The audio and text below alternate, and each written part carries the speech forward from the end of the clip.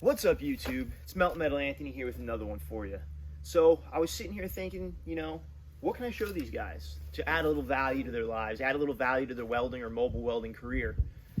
And it brings me back to the old torch cabinet. I don't think I really talk about the torch too much, but if you're a mobile welder or a field guy or really anyone out in the field, you're going to need to be familiar with the torch. You're going to need to know how to set it up, set it, and use it. All right, so today I come up with 4 must-see tricks for every welder or anyone using a torch, all right, cutting or otherwise.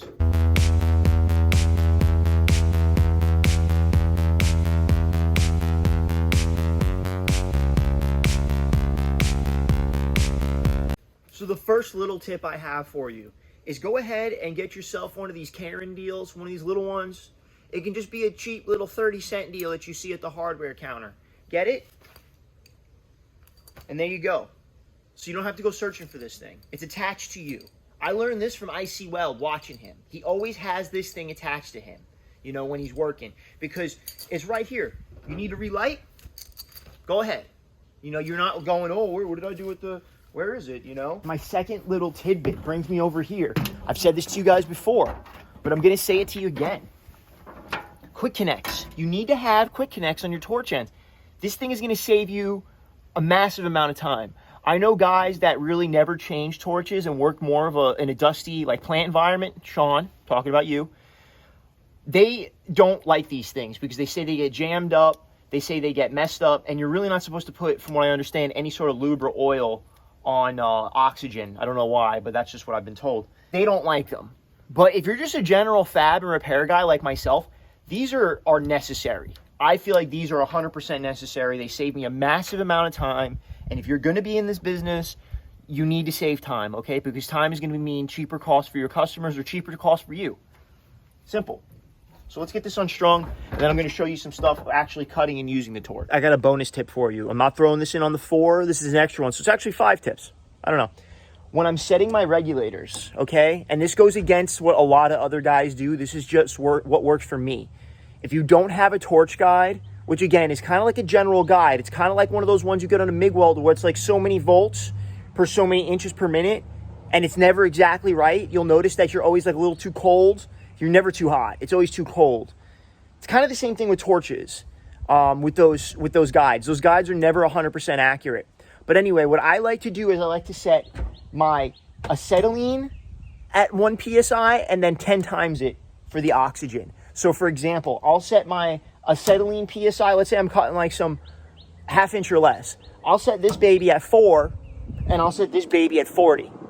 And then I'll play with it from there, just like you play with your amperage when you're welding. So that's a quick little tip for setting up your regulators. There's no exact science to it, okay, guys? I know there's a lot of guys out there that act like they have the answer on this one, but I've used settings one day that didn't work another. It could come down to tip. Well, it does come down to tip size, but it could come down to what's clogged up in your tip that you can't see, and maybe you didn't clean it all the way. It could come down to a lot of factors. That's another thing. Clean your tip before you make every cut. I mean, as long as the tip is clean in between cuts, go ahead and, run it. But if you see stuff on your tip, which I guarantee you mine's dirty right now. Yep. If your tip looks like that, you need to clean it, okay? Before you start cutting, which I will before I start showing you guys some stuff with this torch. So there's another thing. That's 6 tips. 6 for 4. Huh? This is like the bargain hut or something. I made a test run real quick before I embarrassed myself on camera in front of you guys. But I'm going to go ahead, get ready, go ahead and cut this. Whenever I'm cutting below myself, I really don't ever get too crazy with the PPE. Obviously, I throw a set of gloves on so I don't burn my hands, my face shield so I can see. But if I'm cutting below me, I don't typically put a jacket on. I always suggest you guys wear your PPE depending on what situation you're in. I usually would wear a respirator too, but that makes it hard for me to talk to you guys, so I'm not going to be wearing one of those today. But this is 3/4 plate. As you can see, I already made a test cut. Came out pretty good. I'm anticipating this next cut to be really good because I've gotten a little practice out of the way before I filmed it. Like I said, you got your torch clipped to you. I got my gloves here. Your torch tip is clean. It's ready to go. As you can see, it's still pretty clean, even though I already made a cut with it. So right now I have my regulator set to 4 and 40. This is a #1 tip. This is 3/4 inch plate. So the first thing you should do when you're cutting something that's 1/2 inch or above is go ahead and give the plate a preheat. This one already has a pretty nice preheat because I already cut with it. So I'm going to run a preheat across it once more, get the color to change. I usually like to see it like turn a little bit blue, and then go ahead and make my cut.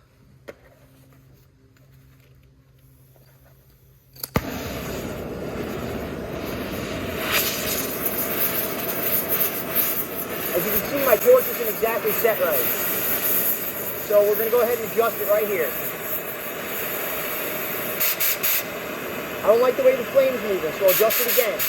That's perfect right there to me.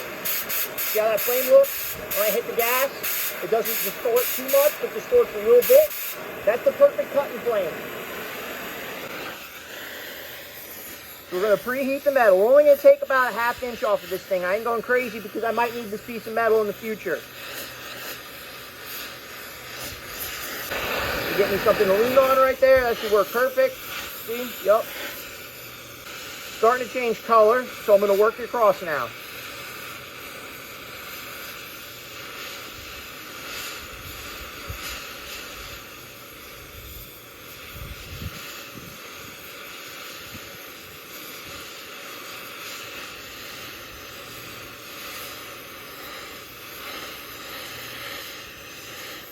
All right. So then you want to get down to this end.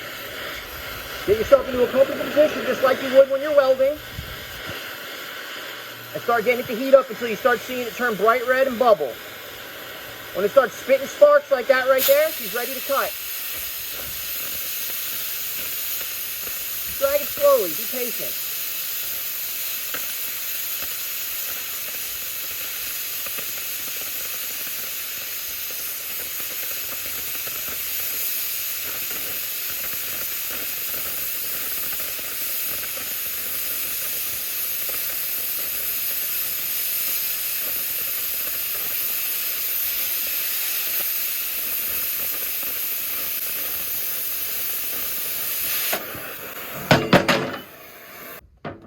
Look at our cut. It's probably not as good as the first one. No, it's not. But hey, is what it is. It looks pretty all right.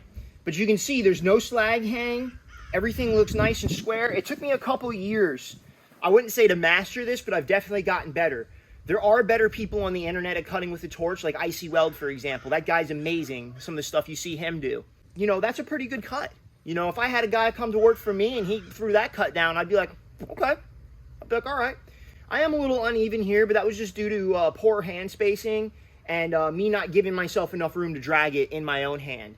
I should have dragged it and moved my fingers instead of keeping my fingers stiff. So, learn from every cut, right? But you can see this cut down here actually came out probably a lot better. If you look, you can compare this one. That one there is the one I did before I filmed. You see, that's a nice cut right there. That's real nice, nice and straight. All right, guys, here's an old dirty piece of cut-off drop that I have from a project I did. So you can see not the best torch welding, but I was really out of position to cut this thing apart. Anyway, what happens when you need to blow a weld out that looks like this here? You need to get this weld out so that you can separate these two pieces, but without cutting too much into the parent metal. That's where gouging comes in. But a lot of people call it a scarfing tip. I don't use it every day. I do carry it on the truck because if some of you might have noticed, I don't have air arc capabilities at the moment. I need to fix that compressor back there and then I'll be able to air arc. I also don't really want to air arc with my Trailblazer. I hear it's really not too good for it. But I guess if I'm only doing it every once in a while, it'll be okay and it may be beneficial in the long run. I've shown you guys this tip before. The crooked little tip. This is a scarfing tip. It's a gouging tip.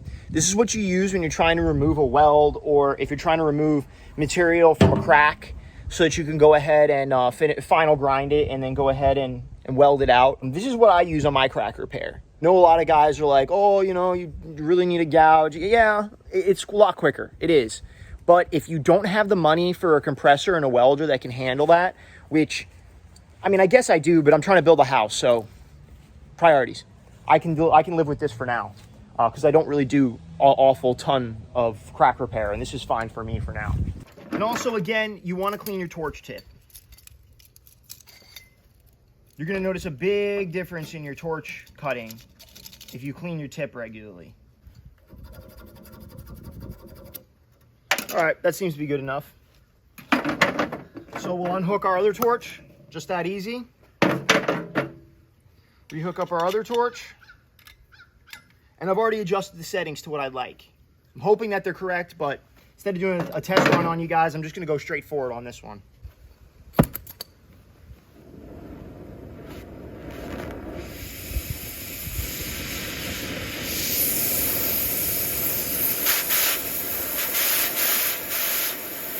Again, kind of like my kit.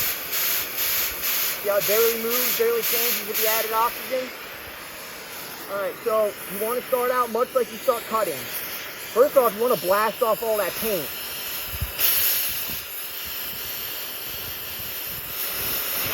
And all the extra BS that's on this, all the grease, all that.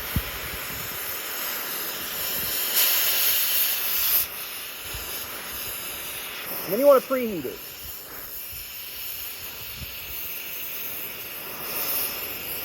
Alright, so then after you got it preheated, you want to go ahead and get started, and then you slowly turn your wrist and blast the weld out. Alright, it's actually coming out real nice. There it is. We basically just took the weld right out of there. We gouged it right out. You couldn't do that with a normal torch. Well, you could, but you can see now the weld is missing. So that's exactly what you're looking to do and what you use this tip for. Well, as you guys can see, I do pretty good for myself. You know, it's not too bad, no hanging slab. You could just wire wheel that and go straight to welding. I hope you learned something here today. I hope it helps you out in your torch game. It's taken me 7 years to get to this point. The torch is probably one of the most difficult things I've had to attempt to master in this industry. So if you're not using a torch regularly, you're not, you know, and you're planning on getting into the field, you really need to get on that, and you really need to start practicing, because that's more difficult than welding by far, especially when you're in a bad position. I was in really comfortable positions today to do this. You know, this is like shop welding, you know, positions. You know, not taking a stab at you shop welders, I'm just saying. Usually I'm crawled up underneath something, you know, trying to cut something in some awkward position, which I actually have a video coming up that I think you guys are going to like on Friday. But anyway, if this helped you out and you like what you saw here today, like, subscribe, share, tell your friends, do the whole nine, all right? I'm worth it. I'm giving you all the gold here, you know? I'm showing you exactly how to open, run, maintain, and even sometimes a little bit of, you know, welding tips and tricks. So guys, I hope you have a great day.